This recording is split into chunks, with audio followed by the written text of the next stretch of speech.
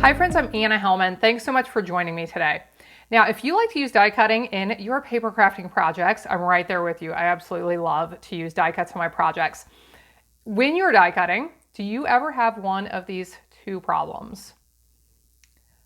I'm trying to put these dies back on this paper card they came off of, and I cannot get them to fit. They come off of here. How can I not get them to fit back on? Problem one. Problem two can go a couple of ways. One, I just pulled this die set out to use this one particular die and the die wasn't there. I have no idea where it is.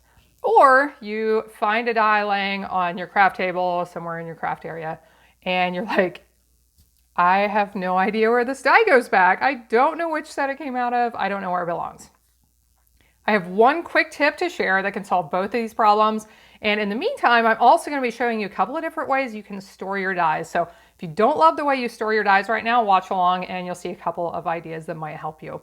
Before I flip my camera around, I'll show you one way to store dies, which is these amazing magnet sheets that I have put on the backs of my paper cubes. They're over here too. You can't really see that at the moment, but I love to store my most used dies on those. So they're quick and easy to pull off, quick and easy to put back.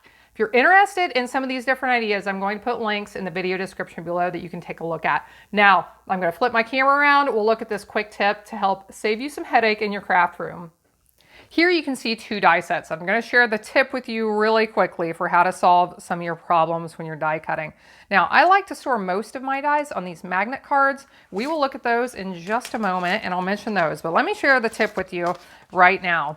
And here it is. It's pretty simple. It is just to take a pen and outline each of the dies on your magnet card when you get them or before you use them for the first time. So I have already done this with the rest of the dies on this card, but I'm going to do this one right now while you watch. And here's what this does. Now, it may be hard to even be able to tell that I have done this, but let me pop a few of these off so you can see what I've done. And this solves those problems I was mentioning in a few ways. One, you never have to try and figure out how in the world these dies fit back on here. I don't know how it can be so complicated to fit dies back on when you don't. If you have a photographic memory, maybe you can remember exactly how they go back on, but I don't know how it is so complicated to fit them back on when I just don't remember how they came off of here. So it shows you exactly where to go back on. And the other problem this solves is this right here. Let's say I have used this die. I leave it laying somewhere. I forget it's there. It gets buried under a million things on my craft table, whatever. You get the idea. And I go to put this set away. Well, it's really obvious that that die is not there. And then I can search around and hopefully find it so that I don't put the set away, not realizing that this one is missing. And then probably the next time I would go to get it out, that would be the exact die I wanted to use and I wouldn't know where it was if I hadn't found it in the meantime. So that is really quick tip that you can use with these sets. Now, let's say for some reason you don't want to write on your sets, and this may apply more if you're using magnet cards. But one thing I just wanted to point out real quick that I have used lots of times, on the bottom corner of these die cuts, there's a little QTY, quantity 18. So in the past, when I haven't actually written on these, that is something I can use is just to do a little count real quick and try and make sure they're all there before I put them away. Now let's look at these magnet cards. I have moved to using these magnet cards from Stamp & Storage for most of my die sets. And I really love them. One reason is typically they're a little bit bigger than the cards my dies come on. Now that set was the same. Here you can see this one is a little bit bigger, but they give me a little bit more space to work with trying to fit my dies in place. Now, if you want to use the tip that I just shared for outlining them, on these cards, I typically don't find that I have a problem fitting them back on, like I said, because I have a little bit more space to work with. So I'm still deciding if I'm going to use this particular tip myself on my magnet cards. But here's what I did.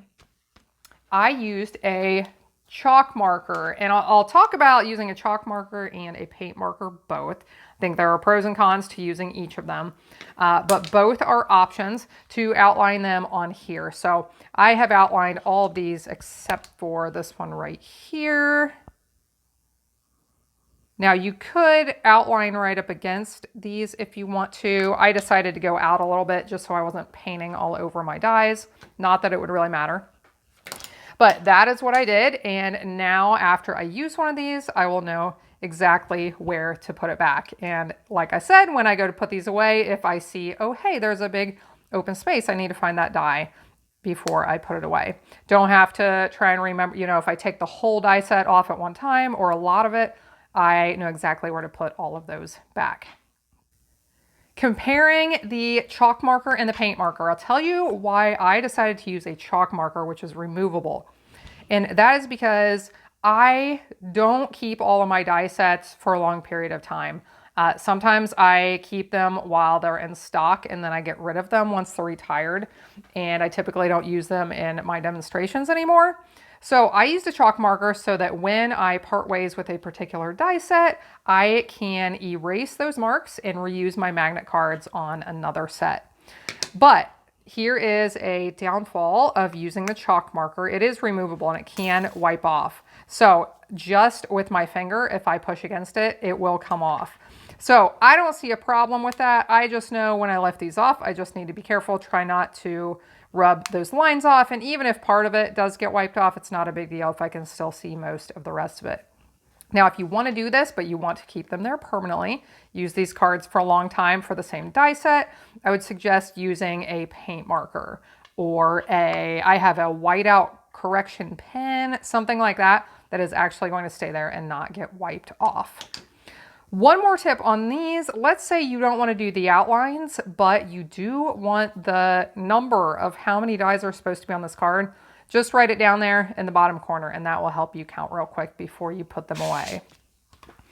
That's my tip for today, friends. I hope this is helpful for you in your crafting. Like I said, I will link to these magnet cards and my magnet sheets down in the video description below if you want to take a look at those. I hope you have a blessed day, and I hope you'll be back again next time when I'll be here helping you to hand make with love. Make sure you subscribe.